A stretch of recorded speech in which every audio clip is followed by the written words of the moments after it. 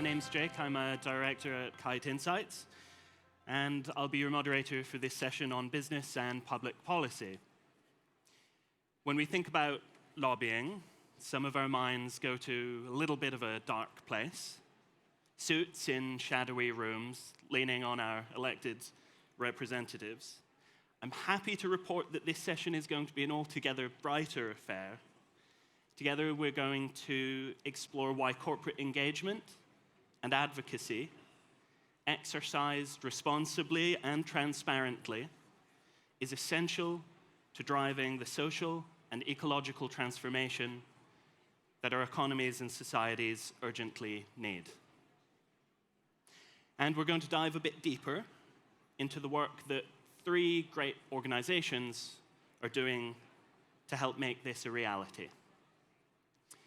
Our panelists today are Yannick, co-founder of the Climate Enterprise Convention, an organization inspired by the French Citizens Assembly, who to date have engaged close to 1,000 CEOs, leading businesses worth a combined 200 billion euro, to explore regenerative business models.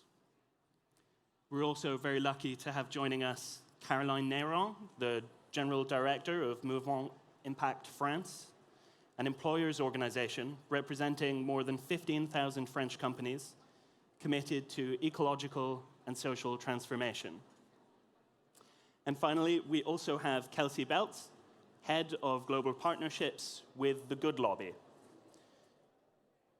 The Good Lobby support nonprofits, activists, philanthropists, and crucially, progressive business to give them a greater, more responsible voice in the policy process. Please join me in welcoming them to the stage.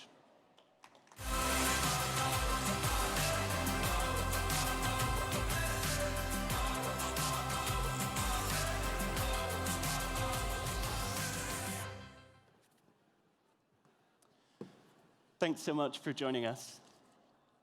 First, I want to ask you all to help us set the scene a little bit for the audience. I want to explore what the state is today of lobbying and why it's really so important that businesses start engaging more with public policy for good and for impact.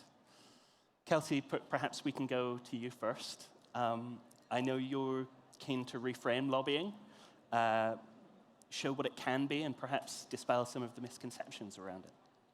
Perfect. Thank you so much, and happy to be here. So, as you can probably hear from the name of our organization, we do believe that lobbying can be good. And it's actually been recognized, even since in the last 3 years, that lobbying is actually a healthy practice for democracy. We actually need to have regular engagements with governments in order to put pressure in between elections.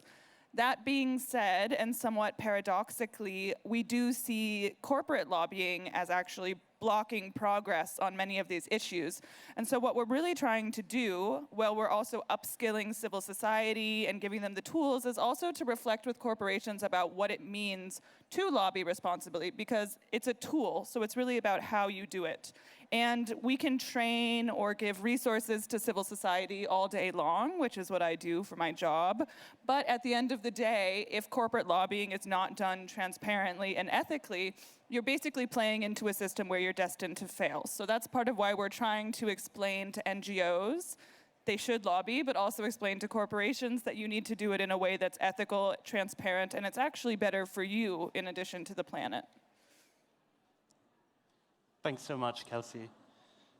Yannick, now let's perhaps hear your perspective. Your work was born from the French Citizens Assembly, which I know you feel is an example of why it's really important to make this shift and start getting this right. Yeah, definitely. And before we started working on the Climate Enterprise Convention, in my mind, lobbying and evil were pretty much the same thing. And in reality, it is as long as a whole host of people who could have a voice decide it's not for them. And what inspired our project was to see the dynamic that happened with the Citizens Assembly, where you had 150 citizens who were randomly selected from the French population to be representative of the population, worked for a whole year with the best scientists, the best economists, the best philosophers that we have in France, and came up with 149 proposals to change the law in many aspects of French society. And what happened from the moment they published their proposals was that corporate lobbies, the type of corporate lobbies that would rather things not change rather than things change, got extremely active, not just attacking the ideas, but the people. Yeah. And there was a systematic exercise in attacking the credibility of those 150 citizens, despite all the work they'd done, their legitimacy to represent the French people, their legitimacy to work on political subjects, having not been in any election, and even just their, let's say, their intellectual credibility. And one of our starting points really is we asked ourselves, okay, what would happen if we went through the same exercise with 150 CEOs rather than 150 citizens of all types? And we're doing this because when you think about it, there is really one category of people that lobbies and the political class will never systematically attack, try to decredibilize. It's CEOs, because they need those people too much. So our theory of change is, if you can have CEOs that have taken the time to understand what planetary boundaries are, what finite resources are, and what it means for business and for the world of 2050, and you create the space for these people to speak up and use their businesses and their transformations as an example to ask for change, that's where we think you can have some really systemic change that starts. Thank you so much, Yannick. So, message loud and clear from both of you: lobbying, not evil, not inherently evil, and the potential of businesses engaging to build credibility. They have the resources, they have the skills to act on global challenges. Caroline, your organization represents more than 15,000 of those French businesses that really do care about impact. What's the role of partnerships and collaboration in driving the kind of policy shifts that are needed for this transformation to take place? First of all, our unique goal is to create a strong, large and loud voice for the impact entrepreneurs and all companies committed in ecological and social transition. And now they are not represented at all by all organizations, traditional organizations of our lobby. And they must have a voice to present and to be in the debate to understand how we can make economy with another model. It's very important because nobody defends their interest now, and nobody defends a new model. So it's our goal, and we think it's very important for companies. First of all, because actually we are in front of a so unfair economy. Because if you want to be committed in transition, social and ecological transition, you don't have any really incentive for that. So, for example, you are still every time economical gratification and favors for bad practices. It's cheaper to overconsume resources. It's cheaper to disregard for social and human rights. So how can we actually, in a CE position, really committed in radical social and ecological transition? Because perhaps we take risk for all your companies and all your employees. So it is very important now that we can have impact, real strong impact economies, and not a small thing, very happy and a cute thing in all the landscape of economy, you know.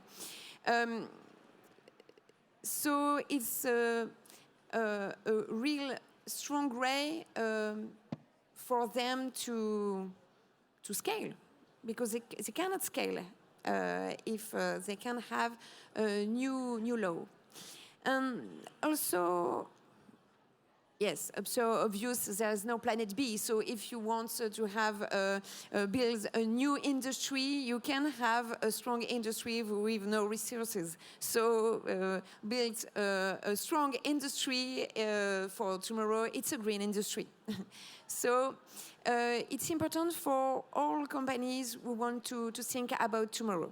But it's also important for society, because we have ecological and social goals, for example, in the European Union. And we cannot really reach this goal if we don't make all companies in this dynamic. And for example, I have the number here, but if you want to achieve our carbon neutrality, for example, half of the effort is in the hand of all the CEOs of the Europe. So you must involve every company in this transition. So you talk about coalition and how we can create this new voice. And we are a really strong ecosystem in France, really great ecosystem, impact ecosystem. On two ways. One way is an ecosystem very good on sectoral advocacy. So they are doing a great job, for example, circular economy. And we also have a lot of label organizations helps entrepreneurs to do radical transformation. So we try to create a common house to be understood, heard, and yes, we try together to be an official employer syndicate in France, to be at the table of the grown-up. Thank you, Caroline. And so to achieve radical transformation, united, it's really possible to move beyond those sorts of short-term, self-interested incentives that you're talking about and maybe build towards a better future. Now I'd like to ask each of you to dive a bit deeper into your work. I want to explore maybe some case study examples from your organizations, really what you're doing to encourage the kind of positive change that we need to see in this space. And maybe also what it looks like when businesses and policymakers really get this right. Kelsey, I know that your team has developed a responsible lobbying diagnostic tool, perhaps to make that a little bit easier for businesses to understand what good looks like. Would you like to tell us a bit more about that? Yes, thank you. And I think it actually relates a lot to some of the previous points about the roles of NGOs and also this need to really do things together, because at the Good Lobby, our work is really split. So there's moments where I'm working with very grassroots, very radical activists. So even to tell them to engage politically is very difficult. And then we're also working with companies, including companies who are really handling these things on a day-to-day basis. And I think the role of a CEO is very important. We have Paul Pullman, Emmanuel Faber, but we've also seen from those case studies that it's not as easy to actually be a front runner at times in those cases. So part of what we're trying to do is also to convince more businesses who are not necessarily already front runners, why should you care about this? Why would you stick your neck out and basically have to self-impose guidelines because the mandatory legislation is simply not sufficient? Lobbying registers are not easy. They don't disclose enough. So why should a company actually say, hey, I've decided to voluntarily align myself? And a lot of that comes from public pressure. So it comes from consumer pressure. There's a lot more boycotts, boycotts, but it also comes from notably what I would be curious to hear is employee pressure. When we see people under 30 joining the workforce, they actually are very adamant. There have been studies, Edelman Trust's barometer, Eurobarometers, about the importance that it is for them to actually be with a company that aligns with its values. And that problem of misalignment is major. That's part of why we established this diagnostic, which you can find on our website, and it's a bit technical, so I won't bore you with the details. But most of what we were looking at is a company actually monitoring its own political footprint? We talk about an environmental footprint, a social footprint. We have all these ESG ratings, but we were really gaps in how a company is actually measuring its political behavior via lobbying, but also during things like trade associations. And this misalignment, if your company has one public perspective, but you're a member of a trade association that's actively lobbying to do the exact opposite, are the types of things that people notice. So we did develop a tool, which you can find on our website, that actually ranks corporate political behavior via 8 categories. And you can self-assess to say, okay, are we actually doing a good job with this? What should we be aware of? Where is this misalignment? And then how could that actually become problematic for us? Not because we're being forced to, but because we think it's the better thing for the planet. And we know that this is going to come in the next 5 years from a regulatory perspective or just a consumer and employee perspective. So you can check out that methodology online. And it's very much a self-assessment tool to help companies be ahead of the curve and not be struggling or scandalized at worst. Thank you, Kelsey. And please do find Kelsey after the session. Have her bore you with those details. I promise they're not boring. Me too. Yannick, you started working with your first cohorts around 2 years ago, and your methodology takes around a year to sort of run through. What did you and the companies that you were working with kind of learn from that experience? And then what more do you need now to kind of take that to the next level and start to implement some of the radical solutions that you surfaced together? So obviously we learned many things, all of which I will not mention. But before, I think I'm going to take a specific example. But before that, it's important to be able to set and properly describe the context. Because over the past 50, 60 years, we've had an amazing ability to describe the problems, to describe the solutions, but to do nothing about it. Why? There's a very simple intellectual tool which I use all the time, which is game theory and prisoner's dilemma. You know, let's say you're a major fast fashion brand like Zara, and you get inspired by one of the many super interesting and forward-thinking companies we have in France, like 1083, like Loom, like Fagro, and you tell yourself, okay, their pitch is better and less, and they're rebuilding economic models around that, business models around that. So less volume, perhaps higher prices, products that last longer. Okay, if I'm Zara and I decide to start exploring that avenue, what is the likely reaction of a company like H&M? More than likely, it's going to be, now that's very interesting. I think I'm going to let you do that. You go focus on the Parisians of the 9th arrondissement, and I'll take everyone else. Thank you very much. And it's perfectly rational for Zara to anticipate that that's what's going to happen. And that's prisoner's dilemma. They're thus going to do the opposite. So how do you break free from that? There are 2 things. One, something we mentioned already, cooperation. You know, in-game theory, that's how you break out of a prisoner's dilemma. But also with all the subjects that we have in common, and not just us on this stage and in this place, but across the world, is the challenge of the long-term view. You know, many of us have probably worked in organizations where you're asked to deliver results for the year, for the semester, for the quarter. You know, I worked in a sales organization in Google. The pitch was, keep Wall Street happy, 20% quarter-on-quarter growth, year-on-year growth for your quarter. Nothing else mattered. Well, if I take an example like Mustela, Laboratoire Expansions, a dermocosmetics company that took part in the first CEC, like many others. So what they do is their product range, in there you have a lot of moisturizing creams, for example, especially for babies.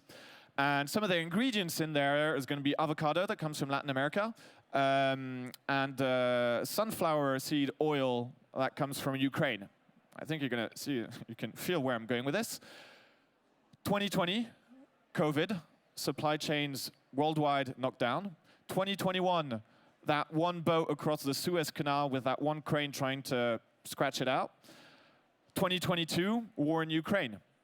And that was a super strong invitation for the company to ask itself, okay, one, how can I produce more locally because I'm not able to source any of the ingredients I need? And two, what's the likelihood of all this repeating over and over? All the trajectories that scientists and economists share with us reveal it's highly likely it's just an opening act for what's to come. So they're radically changing their business. And for example, think about things, how can I replace plastics, my plastic packaging, with vegetal co-product packaging? They can do it in a lab for small quantities. But if they want all of their products to be packaged in that way, they cannot do it on their own.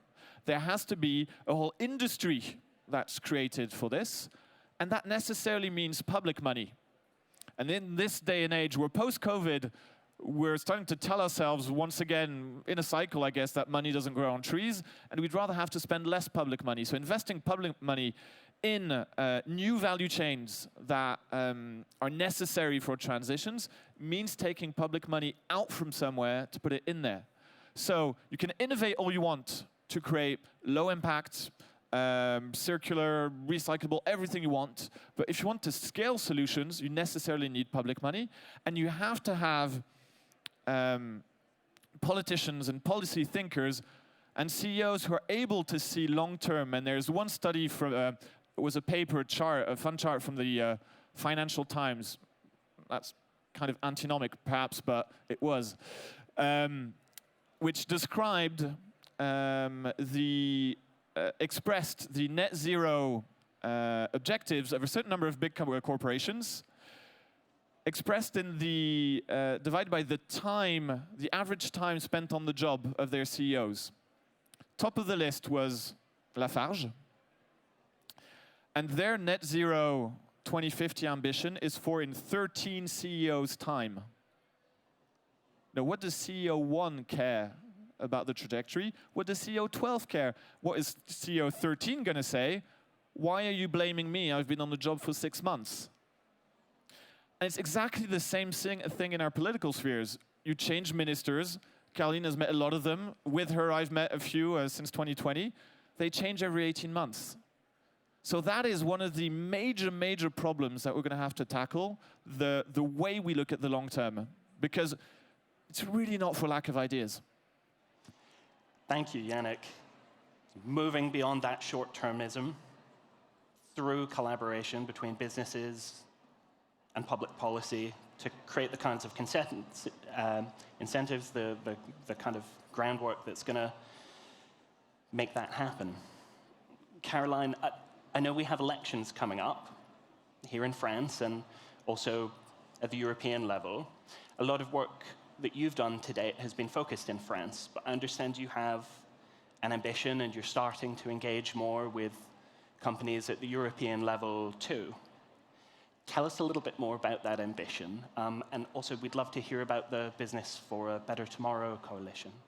Yes, to prepare a European election, we create a coalition, Business for a Better Tomorrow, with 17 organizations from 12 countries, because it's very important now to have a European point of view, a state of mind in impact economy, and we don't have the same history and the same vision in all over Europe. You know, it's not the same vision in a Scandinavian country and in the south. Or we have to have a vision more alienated. You know, and and a common dynamic to be a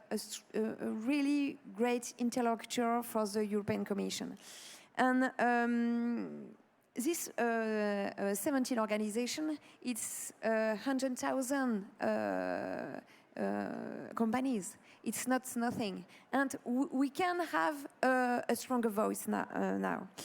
And why it's important now? Because you know, everybody here perhaps knows about CSRD, CS3D, and the really strong work that European Commission and Parliament did for the Great Deal the 5 past year. And in front of that, they have one big interlocutor and person in front of them, one organization to represent all companies. It's Business Europe. And perhaps nobody here really understands now Business Europe, but at the European Commission, at the European Parliament, they talk with them every day and every hours, and for all their decisions. So, and it's a great interlocutor for them because they are good. They know everything. They have a lot of jurists, so they can have really a great discussion with them, and they represented it very well.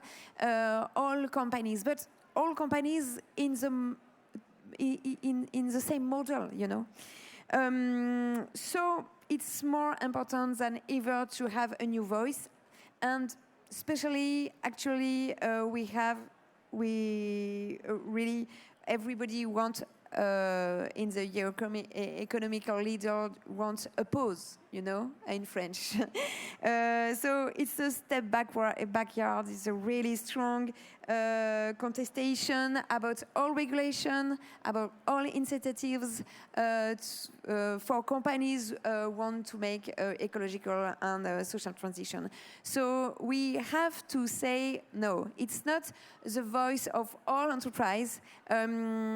It's perhaps an oldest model, but we can have enterprise that can have a new vision and think more about future. So business for better tomorrow, because we need this regulation, we need these incentives to have a new industry. And yes, we build that. It's not every time easy because we don't have the same point of view on all the issue. But it's very important to be here today. Thank you so much, Caroline. I'm sure it isn't easy finding that consensus, finding that common denominator, but such important work. As you say, to send that unified voice and to avoid, a pause as we look to address all of these global challenges that we're convened here today to kind of wrestle with. I think we would like to throw things to the floor if anybody in the audience has a question they would like to ask. I understand we will have a roving mic ready to come out and meet one of you. So do put up your hand or stand up if you'd like to be called upon. I think we have a question here.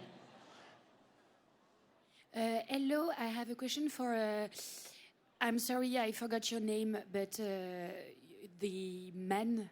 Yeah. Yannick. Yannick, sorry. But for all of them, all of you, it's difficult because after what you spoke about la grande consultation pour le climat in France, it's difficult because when you're an individual, you want to change, but you can't directly address to the CEOs, and the only citizens' actions you can have, like this one, which was allowed and permitted by the government and public and collectivities. And after this, nothing really happened. And I feel like speaking to politicians and stuff like this and institutions is great, but I feel like it's not enough now, and that the only thing we can do is la désobéissance civile. I don't know how you say this in English, but and it's my feeling. Maybe I'm wrong, but I feel like all the things we can do to approach like politicians and have real impact from the governments, Europe and France and anything. I feel like it's not coming there, and the only action we need to take is more. I don't say radical because radicality is great, but like more actions and maybe yes, that's it. It's not really a question, but maybe like a statement. I don't know. Yeah, absolutely. Thank you so much. I heard, the Citizens Forum was frustrating, difficult to kind of find action at the pace that we need coming out of that. Linking to what Kelsey said, maybe to sort of reformulate this as a question, we're thinking about the power of employees. How can businesses empower their employees to have that voice? And, how can businesses work with policymakers to accelerate? I'm going to give you a moment to consider the question, just for a second, and we'll call on you, Yannick, and also you, Kelsey. I want to just take one more question from the floor before we do. I think there was a gentleman in the 4th row, if we could run the mic out to him. Oh, sorry, it's gone to someone else. Please. I'm sorry for that. I have a question, and it's about the media and the media's role in the green transition. And I'm interested to hear a bit about what you guys see, how you see media's role, what is the current flaws in their portrayal of who pushes for the green transition, if that's productive, if there's different ways of framing it. You have like the classical Greta Thunberg, but personally I see it as a risk of kind of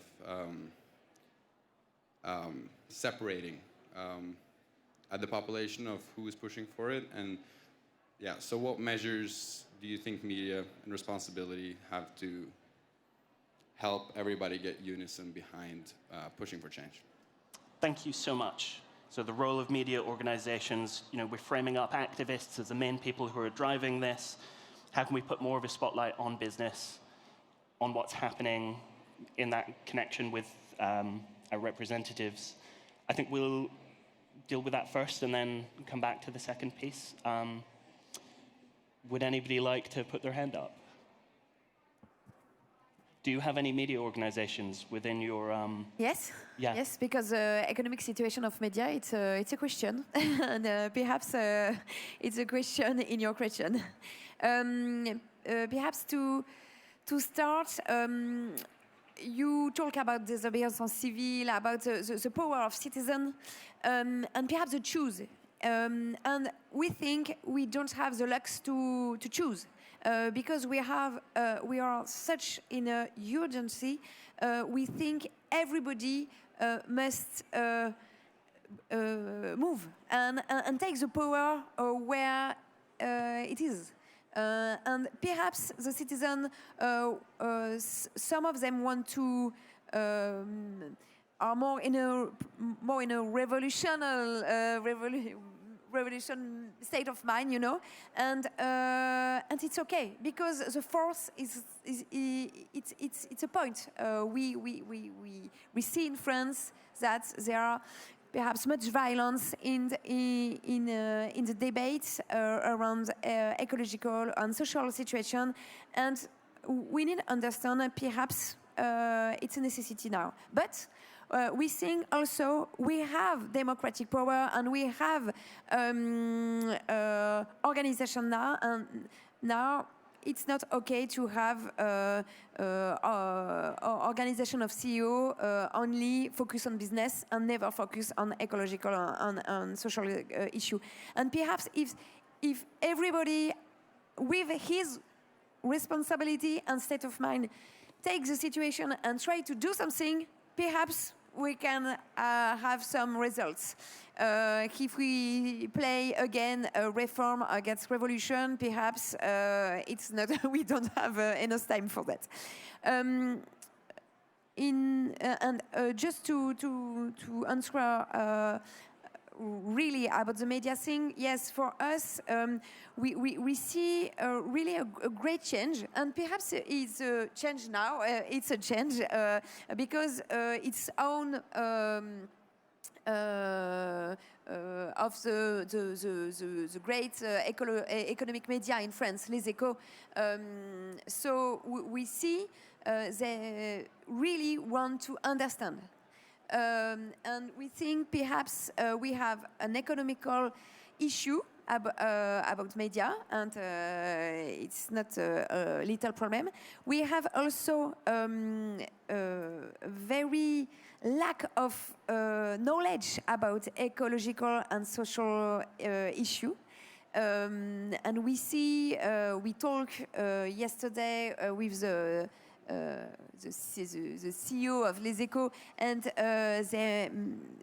they are doing, and perhaps I think with you, a lot of formation, and they are very wondering about the level of lack of knowledge about that. And perhaps we also have a lack of knowledge about real economical issue. Because perhaps it's in France, but we see every time we don't have the good question about the transition. And if we have question about perhaps if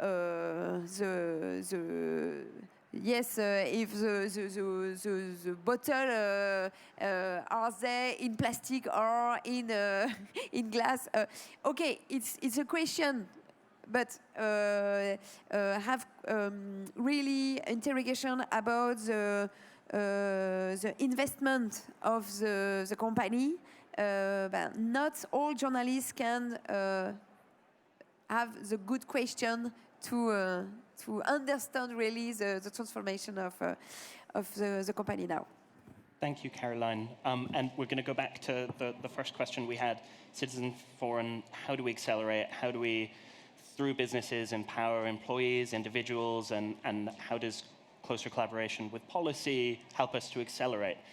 Kelsey, I think you had a comment, and then I'd like to go to Yannick quickly. Conscious of time, if we could keep things to a minute or so. Thank you. Yeah, I think I can actually sort of address two at once, and I'll keep it snappy because we're here at the panel about business, but actually why the Good Lobby was founded was to help move from protest to action. So I still think protest and civil disobedience are very important for grabbing attention, but they're not always effective at actually enacting a policy change. If you don't actually propose the change, if you don't know how to meet with a politician, it can be very difficult because there are other actors like the professionals who have those tools. And so it's good for attention, but it's really good to be able to actually leverage. And if you check the Good Lobby website, we have an entire guide to citizen lobbying that breaks down the different ways you can actually interact to drive your policy change. And on that note, also on the media question, I think that protests can be really effective, and they're picked up by the media. I came back from Brussels yesterday. My entire office was surrounded by tractors. But if you look at who's doing the actual lobbying, it's big agri. It's not the individual farmers. The farmers are really good for the front page of the news, but when it comes to who's making the demands, it's giant agricultural lobbyists. It's not the guy that just rode in on his tractor. So I think it's important to see what's sort of window dressing and effective and sort of attention grabbing, and then look at why am I not actually getting this policy change? Oh, because I didn't actually go meet the politicians. I didn't use the tools. So the two are linked in that way, and I encourage you to use both. And also to think, when you look at the media, who's actually driving that.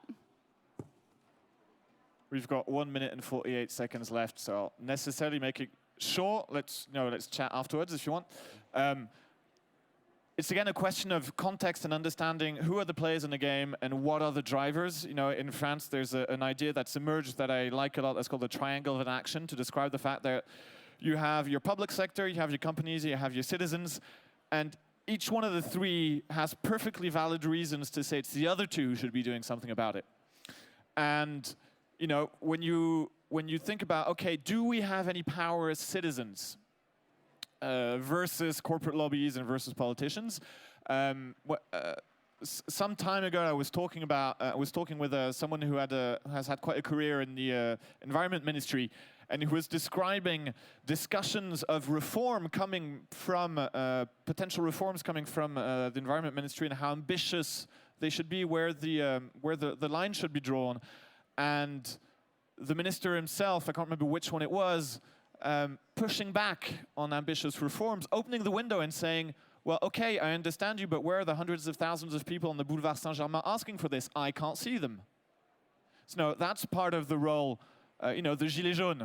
I don't think it's a good idea to trash the streets of Paris, but when you have a political class that's stuck in the short term, if you have citizens that can group together to ask for the long term, that's a driver, and there are 18 seconds left. The same thing applies to businesses and to political class. Especially in the Environment Ministry, there are hosts of people who've been there for ages who are begging for the opportunity to push for the change they have in mind. But the question is, systemically, where are things blocking? And coming from the corporate world, there are companies that take part in the CEC that come out of there saying, okay, my transition plan is clear. The consequence is going to be, for example, if we want to finance it, no dividends for 5 years. The question is, who and what do dividends pay? If it's pension funds, it brings back to a question of us. What do we want our retirement to look like? So this is not to say, to feed the triangle of action, to say, okay, no, actually it's not our fault, but it's the opportunity to look at the systemic nature of things, to spend the time to be able to analyze it, and to use that knowledge to have smarter conversations, rather than sort of binary black and white ones, which is, coming back to the question of the media, is what sells, and that's also a cultural change that we have to go into. Thank you so much, Yannick. And as you say, we are unfortunately out of time, but some really clear calls to action coming out of all of your kind of key points here today. And I just want to thank you so much, all three of you, for joining us. If you enjoyed the session, please do look out for the European elections grand debate later today over on the Nest stage. Thank you, and have a great rest of your conference.